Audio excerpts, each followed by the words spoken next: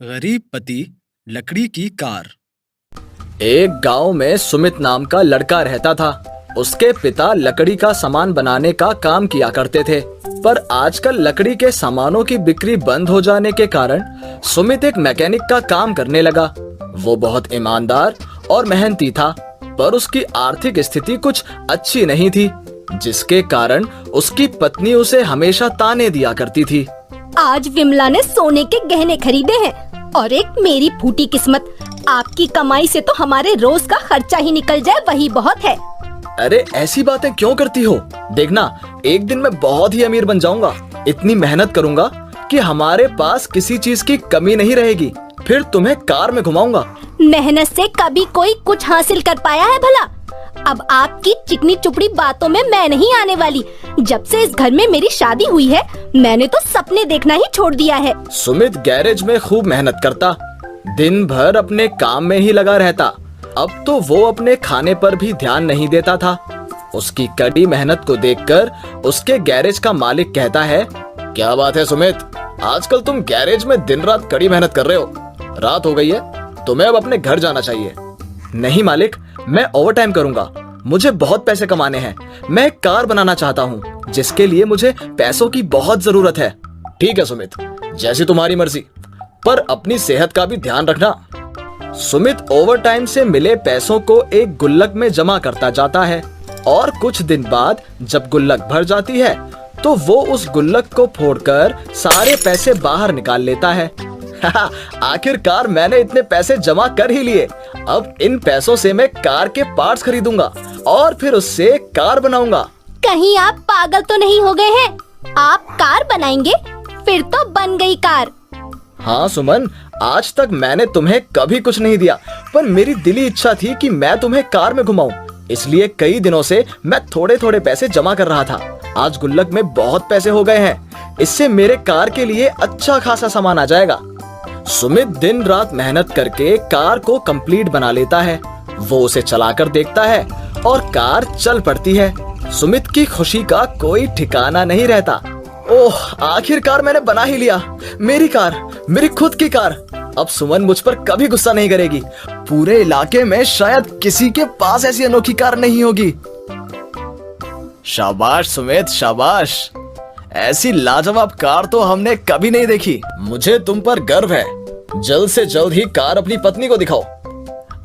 हाँ मालिक, अभी जाता हूँ। सुमित गाड़ी लेकर अपने घर के लिए निकल जाता है। वो मस्ती से कार चलाता है और गाना गुनगुनाता है। चला जाता हूँ किसी की धुन में, धड़कते दिल के तराने लिए। रास्ते में उसकी नजर एक फूल की दुकान पर पड़ती है। वो फूल लेने फूल वाले की दुकान के पास अपनी गाड़ी रोकता है। वो मन ही मन सोचता है, सुमन के लिए कुछ फूल ले लेता हूँ, वो बहुत खुश हो जाएगी। गाड़ी से उतरकर वो फूल वाले से कहता है, अरे फूल वाले भैया, जरा अच्छे अच्छे लाल गुलाब दिखाना। देखिए भैया, कौन से गुलाब पैक कर दूं? सारे गुलाब ताजे हैं। ये लाल गुलाब लीजिए, भाभी खुश हो जाएंगी। सुमित दुकान से गुलाब लेकर जैसे ही पीछे मुड़ता है, देखता है कि कार वहां है ही नहीं। हे भगवान, कहाँ गई मेरी कार? यही तो खड़ी की थी मैंने। मेरे सारे पैसे उसमें लगे थे। अब मैं सुमन को क्या कहूंगा? भैया आप देरी मत करिए, तुरंत पुलिस स्टेशन जाकर रिपोर्ट दर्ज करवाइए। सुमित भागते भागते पुलिस स्टेशन जाता है। पसीने से लथपथ सुमित पुलिस स्टेशन पहुंचता है, पर वहां उसे कोई नहीं दिखता। पर पुलिस स्टेशन के बाहर एक हवलदार कुर्सी पर बैठा हुआ कुछ काम कर रहा था। सुमित उसके पास जाता है। हवलदार साहब, मेरी कार चोरी हो गई है, मुझे रिपोर्ट लिखवानी है। तुम फटीचर, तुम्हारे पास कार कहाँ से आएगी? जाओ जाओ, मेरा टाइम खोटी मत करो। मैं एक मैकेनिक हूँ, मैंने बनाई कार। आप मुझे बड़े साहब से मिलवा दीजिए। मेरी सारी मेहनत की कमाई उस कार को बनाने में लगी हुई है। मेरी पत्नी को पता चला कि कार चोरी हो गई है तो वो मुझे जिंदा नहीं छोड़ेगी। इतना आसान काम नहीं है रिपोर्ट दर्ज करवाना। रिपोर्ट लिखवाने के लिए पहले तुम्हें टाइपराइटर से सारी बातें लिखवा कर लानी होंगी, उसके बाद कहीं रिपोर्ट दर्ज होगी। और जहाँ तक रही बड़े साहब से मिलने की बात, तो बड़े साहब तो अभी छुट्टी पर हैं, 4 दिन बाद ही आएंगे। तुम 4 दिन बाद आना। सुमित बहुत दुखी हो जाता है और उदास चेहरे के साथ अपने घर जाने के लिए निकल पड़ता है।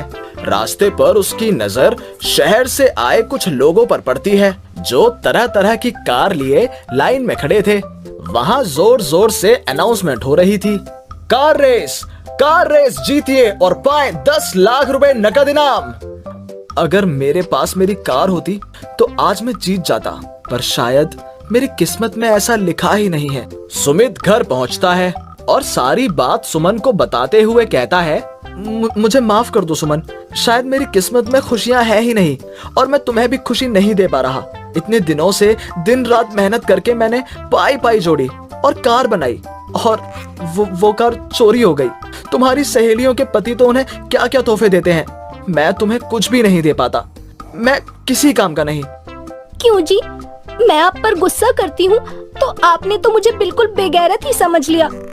आपने इतनी मेहनत करके मेरे लिए कार बनाई, इतनी किस्मत वाली तो मेरी कोई सहेली नहीं हो सकती है। माना अब आपके पास पैसे नहीं बचे, पर कला तो आपके हाथों में है। इस कला का मैं करूंगा भी क्या? अगर आज मेरी कार रहती तो मैं कार रेस में हिस्सा लेकर 10 लाख रुपए जीत जाता। मेरे पास एक आइडिया है। आपको तो लकड़ी का काम पहले से ही आता है, क्यों ना आप एक लकड़ी की कार बनाए और उस कार से रेस में हिस्सा ले।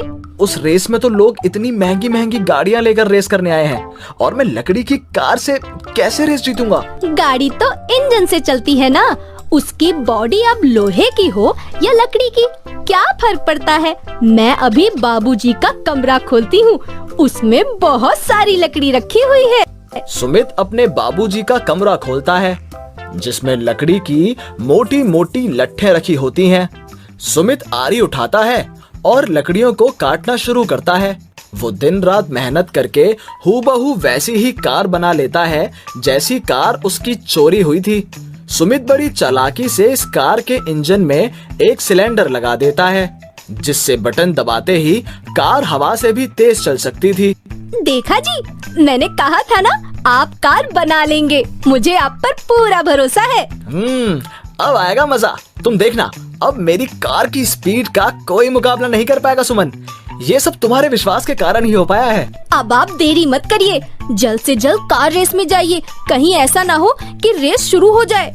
सुमित अपनी लकड़ी की कार लिए कार रेस में जाता है। उसकी लकड़ी की कार को देखकर वहाँ बाकी लोग हंसते हुए कहते हैं, देखो देखो कैसा बेवकूफ आदमी है, लकड़ी की कार लेकर कार रेस में आया है। ये बैलगाड़ी हमारे कार के आगे नहीं टिकेगी। यहाँ कोई भी मुंह उठाकर रेस में भाग लेने चला आता है यार। छोड़िए जी, क्यों इनकी बातों पर ध्यान देते हैं। आप अपना मनोबल टूटने मत दीजिए, हम तो इसी कार से जीतेंगे। बड़ी हिम्मत करके सुमित उस रेस में अपनी कार लेकर रेसिंग ट्रैक पर खड़ा हो जाता है। सब लोग उसकी तरफ देखकर उसका मजाक बना रहे होते हैं।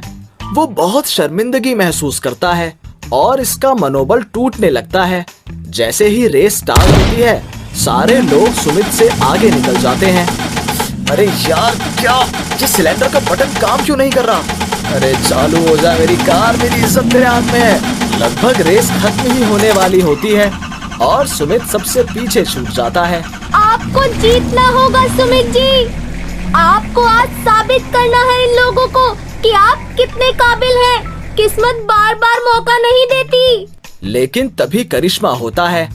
कार में लगा सिलेंडर अचानक ही चालू हो जाता है और सुमित की कार हवा से भी तेज भागने लगती है, जिसे देख सब हैरान रह जाते हैं और सब प्रतिभागियों को पीछे छोड़ते हुए सुमित वो रेस जीत जाता है।